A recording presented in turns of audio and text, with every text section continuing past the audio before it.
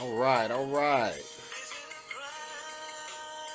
You know who it is? It's JL, the anti-guru. And we're doing it again on Monday. And you know how we start everything. We start everything with a little music. Feeling a little jazzy today. And we're listening to a little incognito. I don't own the rights to this music, but we always got to start with a little music. So let's go ahead and turn this down and get things started. All right. Today we're continuing our series on copywriting, and today we are discussing secret number 20: make them more thirsty. So let me get everything in order.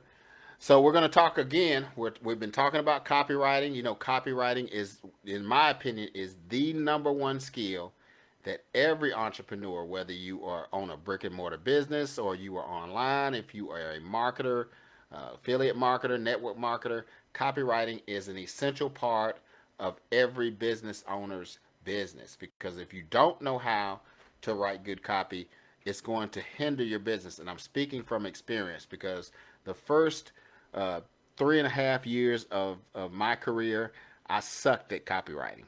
And it was because I just refused to love. What's going on, Cousin Jay? Appreciate you coming on.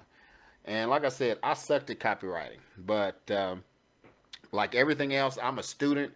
I just had to learn the hard way through trial and error until I finally came across this book, Copywriting Secrets, which is where we're getting this information.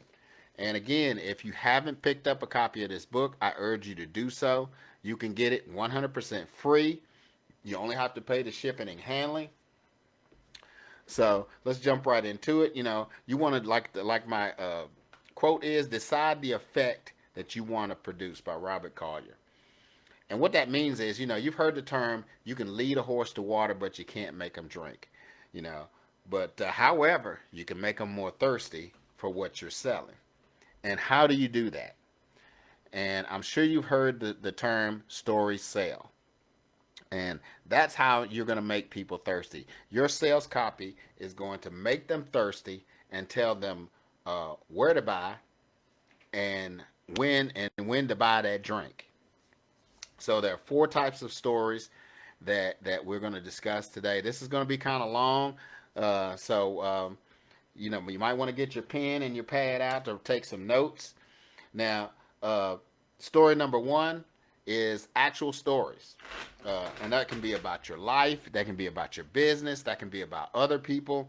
It can be about anything, you know, any kind of story that you can relate to your business or your product. Number two is case studies.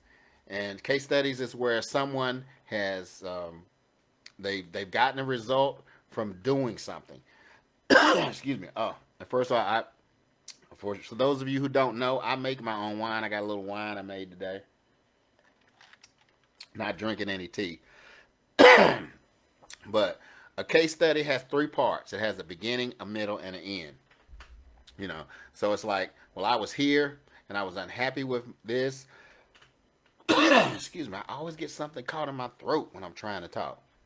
You know, so I'm here. I was unhappy with what was going on. Then I came across this product or this training or whatever it is, whatever product, and then I got my result. The third story is one that shows folks something, uh, shows them something that works, something that they applied, and they put it into action, and they got a result. The fourth one is what we call the three M's of content. And this is just pure gold. This is the by far the best story that you need to try to tell, because these kinds of stories is what change people's lives. So the three arms, you know, if you're looking for valuable content to share, and what it does, it doesn't completely solve a person's problem, but it shows them the need for what you're selling, and it also will increase the urgency for them to buy right now. So let's keep moving. I got my notes here, guys. I really can't speak without a script. So the first M is what they call dispelling a myth. And this kind of content you can use. It can go in blog posts. It can go in articles, videos, webinars, or even books that debunk some type of myth. It could be like I know a few years ago. This was a long time ago. The U.S. government DA people used to say that eating eggs made your cholesterol bad. Well, we know now that that's not true. That was a myth. They created that and had people thinking they shouldn't eat more than 1 or 2 eggs a day, and in fact, that was utter garbage. The cholesterol that's inside of eggs is actually the good cholesterol that your body needs. So that's the example of dispelling a myth. The second M is for misconceptions, and that's incorrect ideas, that's false beliefs. And what you want to do is you want to replace those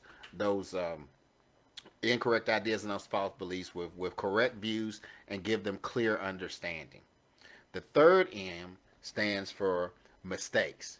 Now, this is the one you really want to key in on because, you want to tell some people they're doing something wrong. Because even when we were kids, the last thing we wanted to do was find out we were doing something wrong. So this is the most important of the three. So you've got myths, misconceptions, and then mistakes. Now, the 4 ways to sell something, creating content, and it doesn't matter whether it's free or paid content. Number one, you give something away free of value that will lead them to an additional purchase. Now, an example I'm going to use is one from the book where a guy says he is giving away a boat. So the guy rolls up and he says, "Yeah, you got that boat?" He said, "Yeah, I got it. You can have it. But listen, you're going to need a trailer to haul it away. But I just so happen to have a trailer that fits this boat. And you can get that for X amount of dollars."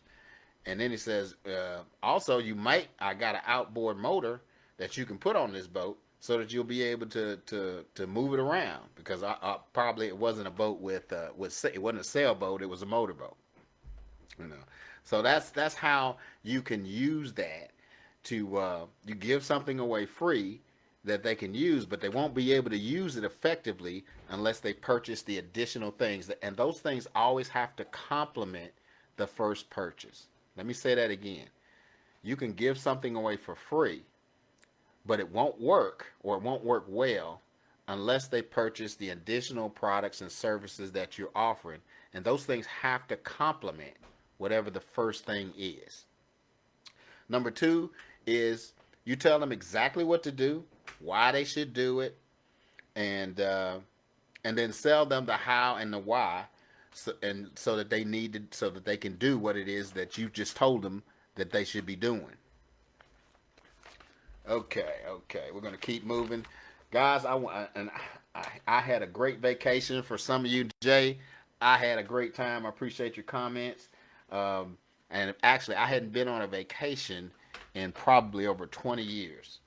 And since I've been working online and doing all these things, I've been making sacrifices and not going here and not doing that. So I had a great time. We went up to the mountains. It was actually Beach Mountain, North Carolina. I'm from North Carolina, lived there most of my life, and didn't know that this place existed. And I highly recommend that if you live in North Carolina or you're near North Carolina, or even if you don't, because we met a guy who drove 12 hours from Florida just to come up to this place. It was really nice. The people were friendly. Everybody was happy-go-lucky.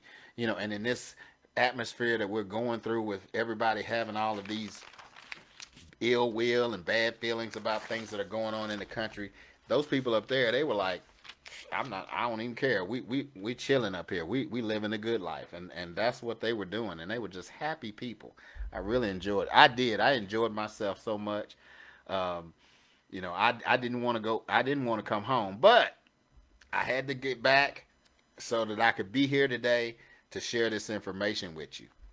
Now, the third way to sell something with your content is to teach them something. You teach them all the steps leading up to what you want them to buy. And an example would be if you were teaching people how to create sales funnels for books or software or services or quote coaching. And then the fourth way is to teach them the hard way or the manual way to do something. Like example, you teach them how to dig a well with a shovel and a ladder, and you show them all the steps they have to do to dig this well with this shovel and this ladder. But then you say, you know what? I've got this thing I want to offer you. It's called a backhoe. You can purchase it for X amount of dollars. That'll make this job so much easier. So to recap, I want you to understand that there's no difference between stories for content and sales letters and sales videos. Anything that you share, you should have the intent that it'll help you promote your product, promote your services. Now, I'm not talking about spamming your links. And I want to talk about that for a moment because a couple of days ago before my vacation, I was talking with another business friend of mine. He's administrator of one of these marketing groups. And I'm sure Jay can attest to that, to this. You know, a lot of people, when they join these groups, all they do is start spamming their links. And they're like, buy my stuff, buy my stuff. And, you know, if you're doing that, I'm going to tell you right now, you need to stop. Because one, it is offensive, it is intrusive.